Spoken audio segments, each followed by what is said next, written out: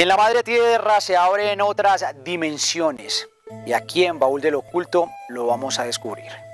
Soy Sebastián Cardona Jaramillo, bienvenidos a un nuevo capítulo.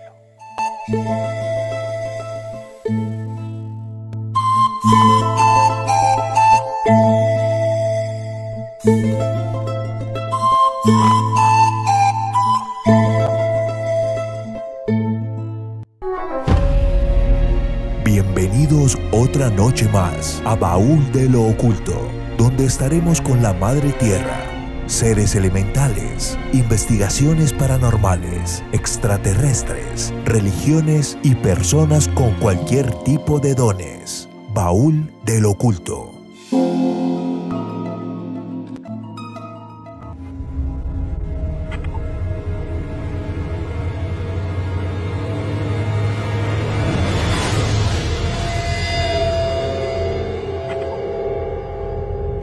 Mi nombre es Jessica Johanna Zapata, soy docente de la institución educativa Partidas del municipio de Villa María y desarrollo esta propuesta desde el año 2015.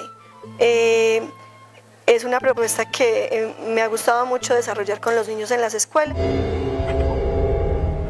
que a través de la tradición oral y del reconocimiento de este entorno, ¿cierto?, podamos construir territorio de identidad, no solo con los niños, sino también con los padres de familia.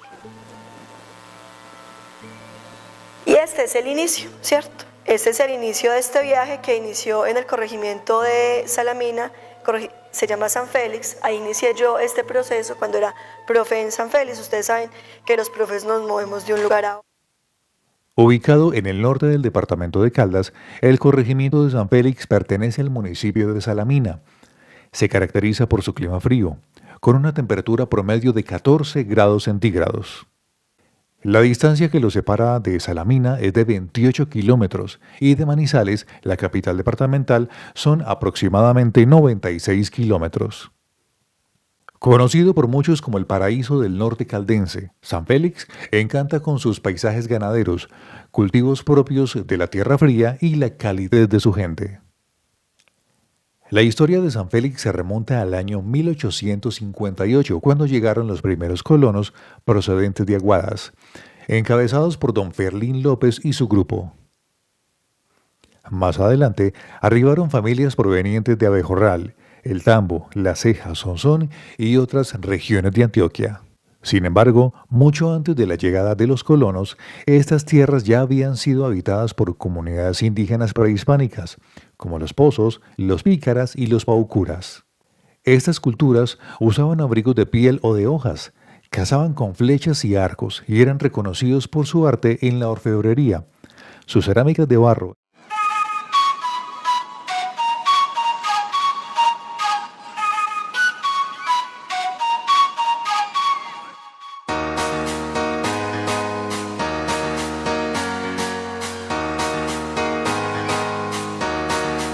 Y sus viviendas construidas con guadua y techos de bijao. En sus casas ceremoniales, bajo la luz de la luna, celebraban rituales con flautas de caña, tambores, danzas y bebidas sagradas como la ayahuasca, el guarapo y la chicha.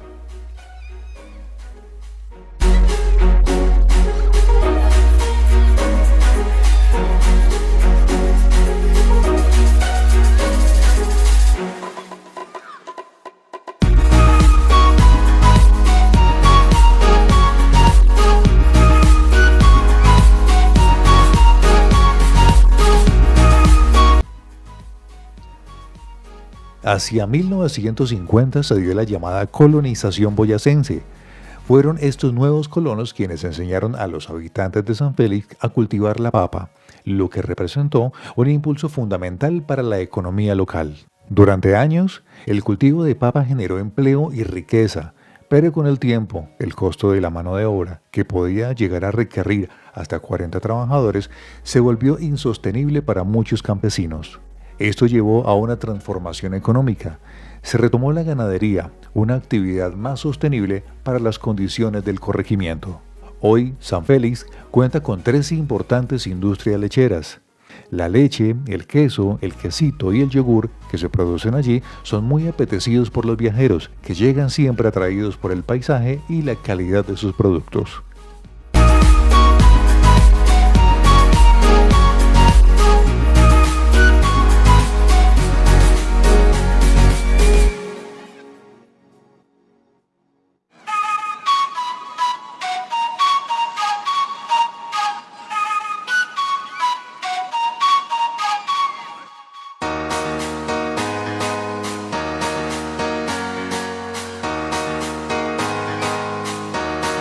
Uno de los mayores tesoros naturales de San Félix es el Valle de las Amarias, un bosque de palma de cera, la palma nacional de Colombia, donde habita el colorido y amenazado loro orejiamarillo. Es un destino imprescindible para los amantes de la naturaleza y la biodiversidad.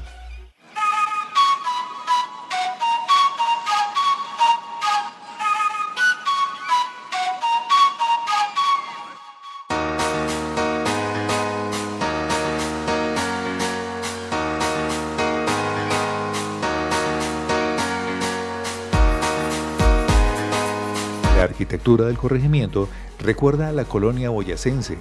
Las casas blancas con tejas de barro, calles tranquilas y una plaza que invita a detener el tiempo.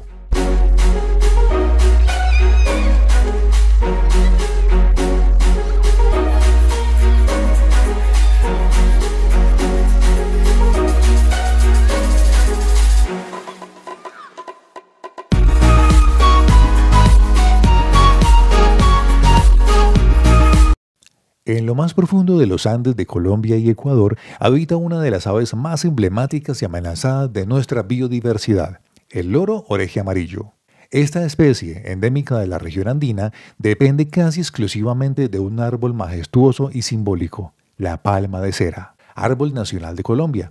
Allí anida, se alimenta y descansa. Sin estas palmas, el loro no puede vivir. En el departamento de Caldas, especialmente en las montañas y bosques cercanos a San Félix, aún se escuchan sus cantos, pero su presencia es cada vez más escasa, acorralada por dos grandes amenazas, la destrucción de su hábitat y la cacería. Durante gran parte del siglo XX se pensó que el loro orejiamarillo había desaparecido para siempre. Sin embargo, en las décadas de 1990 y 2000 ocurrió un verdadero milagro. Fue redescubierto en 3 regiones distintas, una en cada cordillera colombiana, un símbolo de resistencia y también una advertencia. Hoy la amenaza más grave sigue siendo la misma, la pérdida de la palma de cera. La deforestación, la tala para obtener cera y madera y el uso de sus hojas en celebraciones religiosas han reducido drásticamente su número. Sin palmas no hay hogar. Sin hogar, el futuro del loro orejiamarillo está en juego.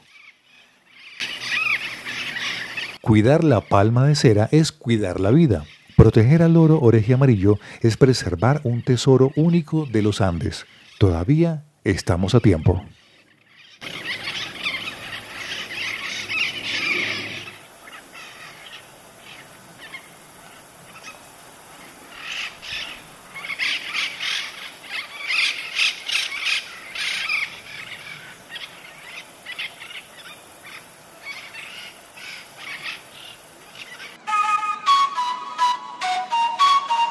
Un capítulo muy especial en la historia de San Félix lo protagonizaron los misioneros de la Consolata, quienes llegaron al corregimiento en 1952 y permanecieron allí hasta 1973.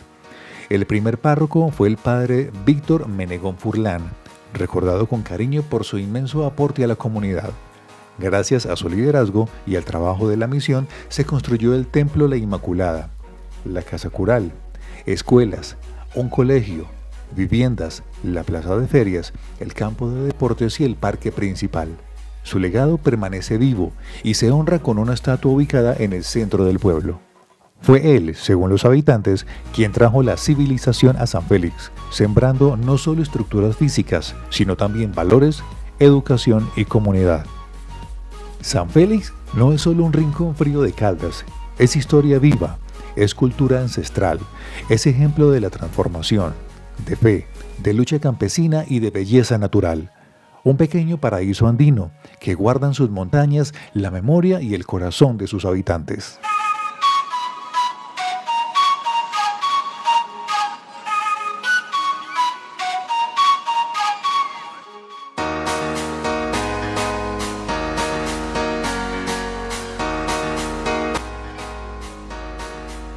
Que nos van cambiando de lugar de acuerdo a las plazas disponibles. Entonces allí se da el inicio y ahí podemos ver una evidencia de los talleres de cerámica que hacían los niños, una escuela rural con 15 niños, pero donde pudimos también hacer análisis del entorno, ¿cierto? Cómo ellos era que fabricaban la cerámica, el bruñido y finalmente hicimos una exploración con pigmentos naturales, ¿cierto? Allí encontramos el olivo, el pigmento de la que está allí en la esquina, que se ve negra, es una réplica que hicieron los niños de unas fotografías que se les pasaron. Después se les dijo en la casa que exploraran qué pigmentos habían cerca que pudieran generar una mancha, y ellos llevaron diferentes pigmentos, llevaron entonces algunas flores, llevaron algunas que se llaman la flor del caucho, llevaron el olivo, ¿cierto? Y allí lo que ellos hacían era practicar y mirar cómo su cerámica quedaba, se le daba color pero con un pigmento natural. ¿Para qué? Para que los niños analizaran que lo mismo que hacían nuestros antepasados, ¿cierto? Cómo lo pueden hacer ellos de forma natural y que algunas de esas actividades que ellos hacían tenían relación con su contexto natural, que es el contexto rural. Bueno, entonces como les dije, inician el 2015 en San Félix Salamina y con la pregunta básica de cómo implementar arqueología en la escuela. Entonces a veces nos preguntamos, bueno, pero ¿cómo así que arqueología en la escuela? ¿Y en qué momento dan arqueología en la escuela? ¿Y por qué? ¿Y cómo? ¿Cierto? Del 2015 al 2019, ¿cierto? Hay un cambio de la vereda de San Félix a la vereda Partidas, en Villa María a la sede principal, ¿cierto? Se transversalizan el currículo de los grados transición y primero, el nivel de trabajo por conceptos y familias de palabras. Entonces, un niño de transición y de primero es un niño que está empezando su proceso de lectoescritor, ¿cierto? Pero allí podemos trabajar conceptos básicos como flora, fauna, territorio, que ellos aprendan, hicimos talleres pues de líticos, de fósiles, de cerámica, observación de fauna, avistamiento de aves, reconocimiento y caracterización de diferentes especies, ¿cierto? Y a través de esas prácticas que los niños hacían porque estaban en pandemia en casa, ¿cierto? Entonces lo que hacíamos era que ellos tenían el espacio de estar con sus papás explorando ese lugar donde vivían y allí teniendo un reconocimiento del entorno. También tuvimos la posibilidad de estar en otra vereda, ¿cierto? Estas veredas hacen parte de la zona cafetera del municipio de Villa María, zona baja cafetera, y es una zona muy especial porque es una zona que es un área limítrofe entre los municipios de Chinchiná, Villa María y Santa Rosa de Cabal. ¿Qué nos da allí? Pues que digamos que se haya generado un tránsito constante, ¿cierto?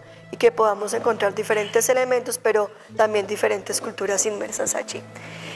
Del año 2020 al 2022 se incluyen los grados segundo y allí se trabaja el reconocimiento del patrimonio natural y arqueológico de las 9 veredas donde la institución tiene influencia. Entonces ya también por conocimiento propio, ¿cierto? Es una zona muy amplia, donde hay una institución que es muy amplia, los niños se demoran incluso a veces 2 horas en llegar a la escuela, ¿cierto? 1 hora caminando más 1 hora en jeep, entonces nosotros vemos que hay un gran movimiento en esta zona. Y en el 2023 se incluyen los grados 10º y en 11 a través de Historia del Arte y se desarrollan procesos de oralidad y diálogo de saberes con otros actores de la vereda, con el fin de reconstruir la memoria histórica del territorio. Entonces ahí vemos que el proceso inicia con los niños de primaria en una escuela rural, trasciende a la básica primaria, ¿cierto? Se conecta con la media y finalmente también tiene procesos de patrimonio, ¿cierto? Procesos de identificación del patrimonio con la comunidad. Bueno, y aquí vamos a contextualizarlos un poco sobre este tema, a dar en contexto un poco qué era lo que pasaba allí. En la imagen que ustedes ven, es una imagen que diseñamos pues en Google Earth, donde estamos ubicando todas las veredas de donde están los niños, ¿cierto? Esa es la zona donde yo trabajo, la zona baja cafetera. Miren lo lejos que queda de Villa María, o sea, nosotros estamos casi que a 38 kilómetros de Villa María en línea recta, pero hacemos parte del municipio, ¿cierto? De hecho, estamos mucho más cerca de Chinchiná, donde ubicamos Chinchiná, y allí podemos ver que todas las actividades económicas de estas personas tienen relación con Chinchiná, ¿sí? Claro, y es más económico también, ¿cierto? Entonces, digamos que ahí está, pero sin embargo, en su organización y en su, ¿cómo lo diríamos? Como en la organización territorial, pues se pertenece a Villa María. Entonces eso genera unas dinámicas que son 3 municipios, generan dinámicas sociales y económicas. Entonces eso es lo que vemos allí. Y allí este texto lo he denominado el no lugar, que es como desde lo que nos indica la necesidad, por qué es necesario este proyecto en este lugar. Entonces dice: todos se conocen en la vereda, la mayoría nacieron y crecieron entre los amplios tendidos de café y las bondadosas cortinas de agua que alimentan los diferentes verdes que florecen en medio del horizonte. Las familias son legendarias. Están los que nacieron para ser conductores, los que cultivan la tierra, los que comercializan, los adinerados que ostentan sus títulos, los recolectores que andan de aquí para allá sin rumbo fijo. A pesar de que hay una armonía implícita, no se cuida el agua, se destruye el bosque, se despedaza la tierra. Los hijos de los campesinos dejan en el olvido infinito la huerta, el sustento, el pedacito que les da la vida. Ahora bien, el territorio no importa, no reconocen los lugares, los sabores y los olores. Se ha dejado en el olvido lo que en antaño enamoró a tantos de este lugar. Las aves adornan con sus lamentos el atardecer. Los guatines y armadillos esconden en la oscuridad de sus nidos a sus crías de los cazadores que los sorprenden en ocasiones en la inmensidad de lo que queda del bosque, pues hay que hacer espacio para los nuevos que llegan. Se han cambiado las inmensas sábanas de retazos que caracterizaban a estos lugares por construcciones de lujos y ruidos que adornan la noche. Entonces, ahí digamos que a través de este pequeño relato nosotros podemos ver qué es la dinámica que estaba sucediendo en la escuela y por qué era importante, y por qué es importante trabajar el territorio, identidad, patrimonio, reconocimiento del lugar donde se habita, ¿cierto? Porque hay una situación y una problemática que ocurre. ¿Qué es lo que nosotros vemos que está ocurriendo en muchas veredas de Caldas? Que es con el tema de los POT, ¿cierto? Que se amplían las zonas de construcción y se empieza a parcelizar el campo.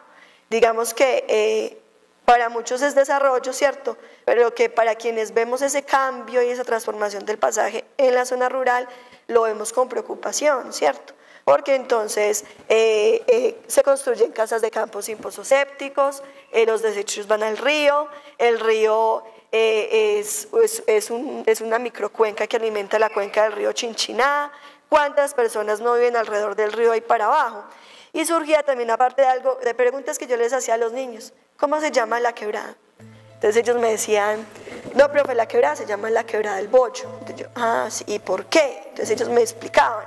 Pero lo más trágico no es eso, sino que esa quebrada alimenta cuencas y pequeñas microcuencas, ¿cierto?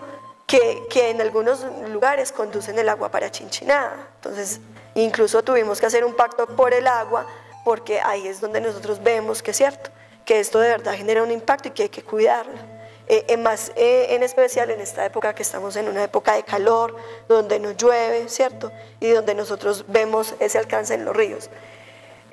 Villa María se ha caracterizado siempre por, además de ser el jardín de Colombia, por su producción en hortalizas, ¿sí? Cuando yo era pequeña, yo soy de Villa María, yo me iba a caminar con mis papás y uno veía los retazos en las montañas. Ahorita se ve muy poco por lo mismo, o sea, hoy es preferible, el dueño de la finca, ¿cierto? Prefiere vender el lote para que otro construya una casita, un chaletcito, algo bonito, que darle al tema del campo, ¿sí? En la zona donde yo trabajo, digamos que los papás no tienen tierra. Los que tienen tierra son los grandes productores de café, porque es una zona baja cafetera con una amplia producción de cafés especiales, ¿sí? Y los papás lo que hacen es que tienen casitas alrededor y pues recolectan el café. Entonces, digamos que ahí también hay un tema de un único cultivo, y entonces en la vereda a veces no se consigue un plátano muy duro, y uno en una vereda conseguir a veces para la gente misma consumir plátano es muy complicado en la misma vereda, ¿cierto? Entonces, ¿pero por qué? Porque eso tiene una respuesta, porque los cultivos se tienen que ir hacia donde los venden, los cultivos de aguacate, los de plátano, ¿cierto?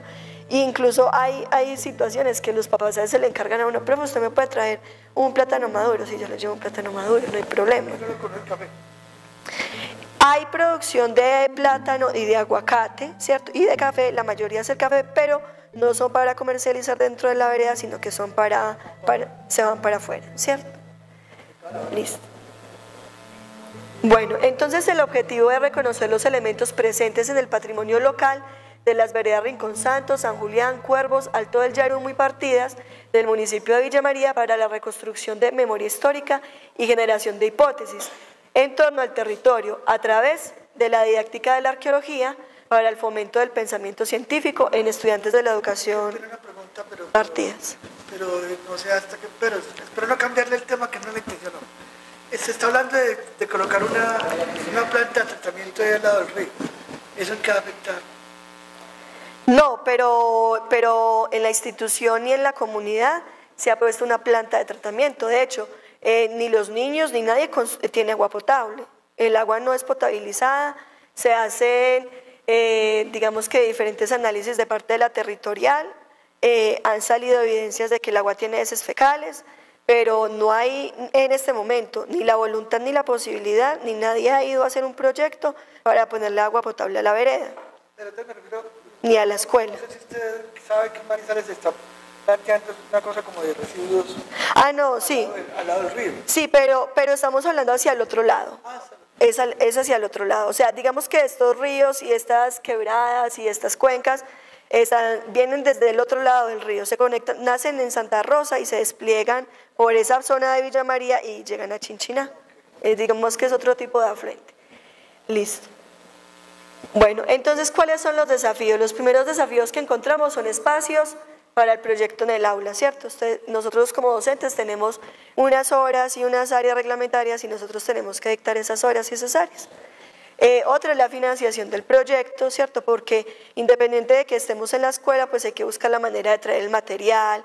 Entonces, para los talleres, traer personas que nos puedan ayudar, convencer a personas de que puedan ir a darnos los talleres, de que nos acompañen. Por ejemplo, para el taller de lítico lo hacemos con porcelanicrón y una barrita de porcelanicrón vale 12.000, ¿cierto? Entonces, la cerámica, para el taller de cerámica, la cerámica es costosa, la para quemar, entonces digamos que hay una dificultad con la financiación. Otra es aplicar el proyecto con estudiantes que inicia el proceso lectoescritor, que eso fue lo que, digamos que el primer desafío que tuvo el proyecto con los niños de transición y primero, ¿sí?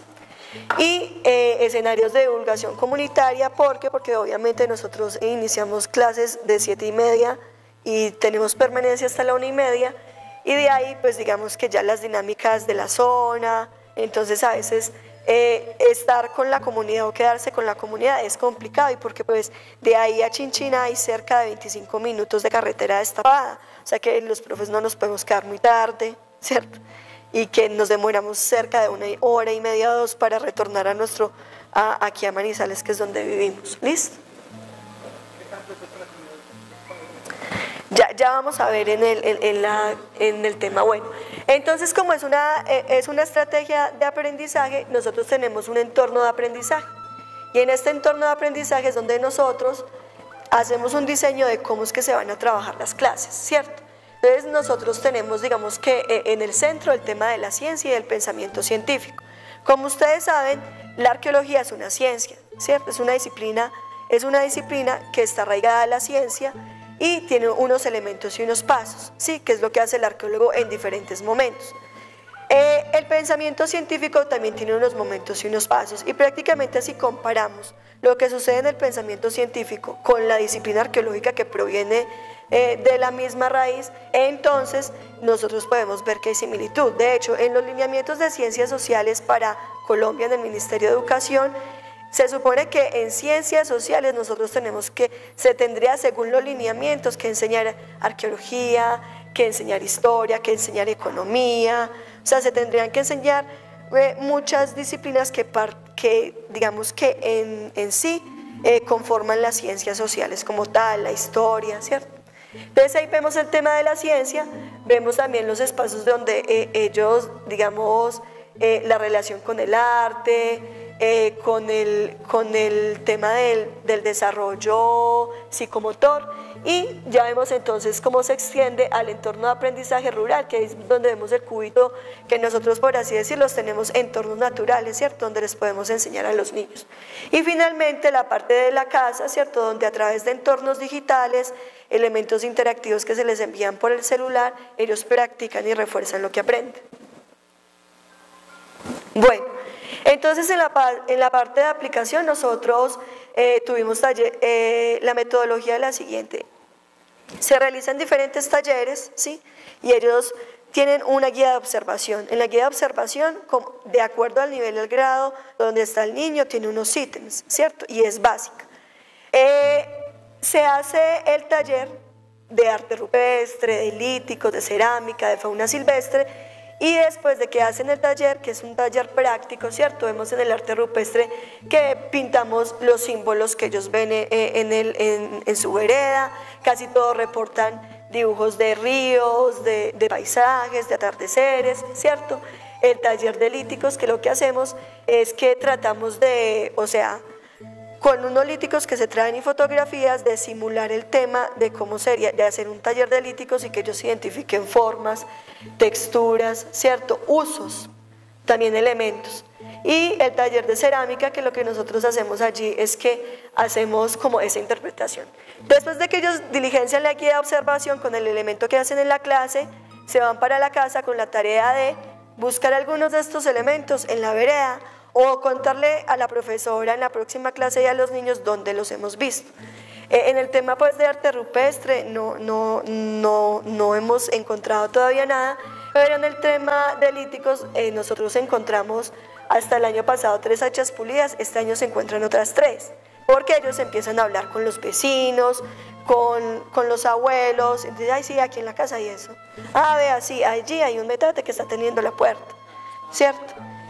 Ya no estaban enterradas, sino que las tenían en las casas. Y la finalidad del proyecto no es desenterrar ni ese tema de la guaquería, porque eso es prohibido, porque esto es un patrimonio muy importante, sino reconocer eso que hay en las casas, porque como trabajan la tierra y la agricultura, en todas las casas hay algo. Porque esa zona es una zona que tiene, digamos, que como tiene mucha cercanía a Chinchiná, ¿sí? Y digamos que por la ubicación de las montañas y el paisaje, entonces hay algunos elementos donde uno, por ejemplo, ve, ¿cierto? A mí, digamos que eso me lo han enseñado a identificar los arqueólogos, ¿cierto? Acerca del potencial arqueológico que tiene el territorio, que era lo mismo que pasaba en San Félix, solo que en San Félix era más grande, porque en San Félix tenemos conocimiento de que allí habían caciques, y que eran 3 caciques, ¿cierto? Y que pelearon con Cosme en Marulanda. Y hay una historia muy bonita en San Félix de ese territorio, ¿cierto? Que valdría la pena de que ustedes quisieran leer las crónicas. Y en las crónicas hablan mucho de Salamina, del norte, de San Félix, y uno también seguía en esas lecturas también como para hacer análisis, ¿cierto? Entonces, y también 3 volantes de uso. ¿Qué hacemos? Como los elementos son de las comunidades, lo que nosotros hacemos es que le enseñamos a los niños que eso no es un juguete, que hace parte del patrimonio, y a la gente y a la comunidad, y hay que cuidarlo. Ya lo que nosotros hacemos en la próxima fase que se les voy a mostrar es que nosotros hacemos un registro de hallazgo fortuito con los niños en acompañamiento con 2 arqueólogos que ellos estuvieron ayer acá, que son Alejandro y Carlos Restrepo, de Pacífico 3, aunque Pacífico 3 no tiene área de influencia en nuestra escuela, ellos siempre nos han colaborado, ¿cierto? Nos han colaborado con el tema de acompañarnos en este proceso y se registra como un hallazgo fortuito y se hace, digamos, que el proceso para que la misma familia tenga la tenencia de ese proceso.